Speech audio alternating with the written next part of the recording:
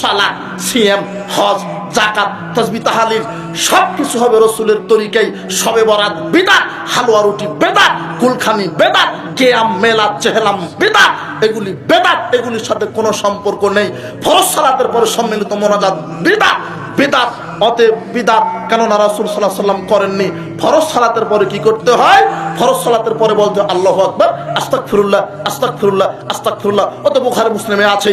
বুখারীর হাদিসে 843 নম্বর হাদিসে আছে, রাসূল সাল্লাল্লাহু আলাইহি ওয়াসাল্লামের নিকটে এক গরীব ব্যক্তি এসে বলেন, আল্লাহর নবী, ধনী ব্যক্তি তো হজ করে নেকি নিয়ে নিল, যাকাত দিয়ে নেকি নিয়ে নিল, আমরা তো ধনীদের মতো নেকি ইনকাম করতে পারি না, ইবাদত আমল বলে দেন। রাসূল সাল্লাল্লাহু আলাইহি ওয়াসাল্লাম বলছেন, তুমি যদি ফরজ সালাতের পরে 33 বার সুবহানাল্লাহ বলতে পারো, 33 বার আলহামদুলিল্লাহ বলতে পারো, 34 বার আল্লাহু আকবার বলতে পারো, ধনী ব্যক্তি হজ যাকাত আদায় করে যত নেকি হবে, তুমি এই তাসবিহগুলি ফরজ সালাতের পরে যদি পাঠ করতে পারো, আল্লাহ তোমাকে কবুল হজের নেকি দিবেন। ও তো হেদায়েত আছেই। আল্লাহ বলছেন, ওয়া মা ইউশাকিকির রাসূলা মিন বাদি মা তাবায়্যানা লাহুল হুদা। প্রকাশ্য হেদায়েত আসার পরেও যারা রাসূলের বিধানের বিরোধিতা করে, রাসূল সাল্লাল্লাহু আলাইহি ওয়াসাল্লাম এর হেদায়েত আছে। সূরা নিসা 115 নম্বর আয়াত আল্লাহ বলছেন, রাসূল সাল্লাল্লাহু আলাইহি ওয়াসাল্লামের হেদায়েত আসার পরেও যারা বিরোধিতা করে, আপনি যেখানে যে আমলি করেন সেখানে রাসূলের হেদায়েত আছে। আপনি কোথাও এমন একটা আমল করবেন যেখানে রাসূলের হেদায়েত নাই, এরকম নাই।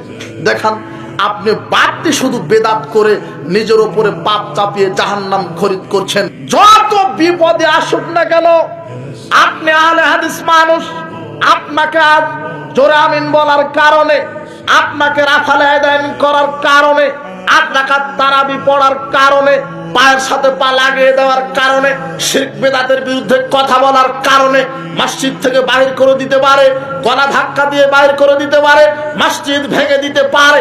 আপনি যদি ধৈর্য সহকারে রাসূল সাল্লাল্লাহু আলাইহি ওয়াসাল্লামের সুন্নাতের অনুসরণ করে জোরে আমিন বলেন, বুকের উপরে হাত বাঁধেন, কাতারের মাঝে ফাঁক রেখে দাঁড়ান, এগুলি রাসূলের সুন্নাতকে যদি আপনি মূল্যায়ন করেন, আপনার নেকি তো এত বেশি হবে।